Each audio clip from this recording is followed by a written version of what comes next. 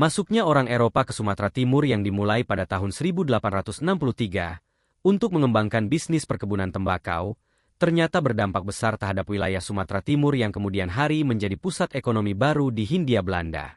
Kesultanan-kesultanan di Sumatera Timur seperti Kesultanan Delhi, Serdang, Langkat dan Asahan juga mengalami puncak kejayaannya. Majunya perekonomian berbanding lurus dengan populasi penduduk, khususnya koloni orang-orang Eropa.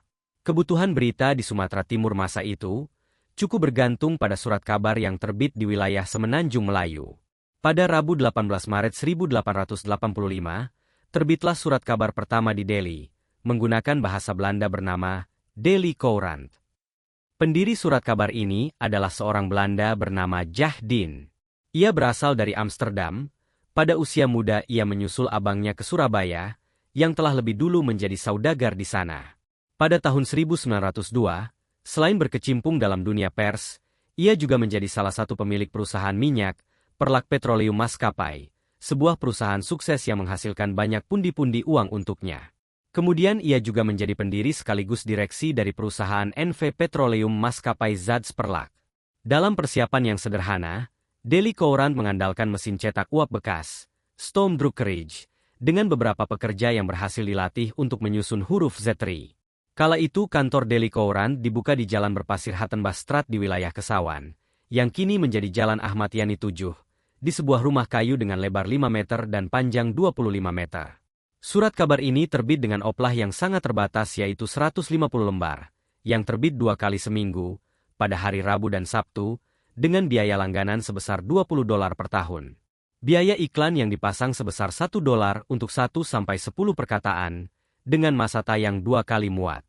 Delhi Courant memiliki agen penjualan di beberapa wilayah, antara lain Van Dorp untuk seluruh Jawa, A. Elsbaf di Paris, P. Nui di Singapura, dan Comrie & Co di Penang. Ketika edisi pertama Delhi Courant terbit, hampir tidak ada jalan yang layak di Delhi. Konstruksi transportasi kereta api sedang dalam pengerjaan, tidak ada telegraf dan satu-satunya hubungan dengan dunia luar hanya lewat kapal kecil ke Penang. Surat kabar ini baru sampai untuk dibaca di Tanjung Balai 3 hari kemudian. Itu pun bila tidak ada banjir dan jalan tidak penuh dengan lumpur. Terbitnya Delhi Courant memutus ketergantungan akan suplai berita dari surat kabar yang dibawa dari Semenanjung Melayu. Delhi Courant juga dapat memenuhi kebutuhan berita tentang Sumatera Timur kepada orang-orang Belanda di Batavia dan wilayah Jawa lainnya dan begitu juga sebaliknya. Pers pribumi pada kemudian hari menjuluki Delhi Courant sebagai surat kabar tembakau. Bagaimana tidak? Berdasarkan angka populasi tahun 1884, hanya terdapat 390 orang penduduk Belanda di Sumatera Timur, yang hampir semuanya bekerja dalam perkebunan tembakau, dan hampir pasti menjadi pelanggan Delhi Courant. Delhi Courant terkenal sebagai corong tuan-tuan kebun. Antara tahun 1910 sampai dengan tahun 1930, seiring dengan berkembangnya jalur dan alat transportasi, seperti kereta api dan mobil serta jasa pos, Delhi Courant dapat menjangkau lebih jauh daerah-daerah pemasaran di Sumatera Timur. Jahdin hanya 3 bulan memimpin Delhi Courant. Din pulang ke negeri Belanda tahun 1887, dari sana ia menjadi pembantu tetap Delhi Courant hingga tahun 1910. Penggantinya seorang pensiunan mayor tentara Belanda dari Aceh bernama P.B. van Staten ten Brink. Ten Brink pulang ke negeri Belanda tahun 1889, ia kemudian digantikan oleh J.A. Naudin ten Kat. Tahun 1894, Delhi Courant ditingkatkan menjadi perusahaan perseroan, Namloos Vennootschap. Dari akte yang dibuat seorang notaris di negeri Belanda, diketahui bahwa Jahdin sendiri adalah pemegang saham terbesar, dengan jumlah 50 lembar saham. Selain pemegang saham kecil lainnya antara lain, Fritz Gransberg, Jan Broos, W. Kremer. Masa itu W. Kremer diangkat menjadi direktur.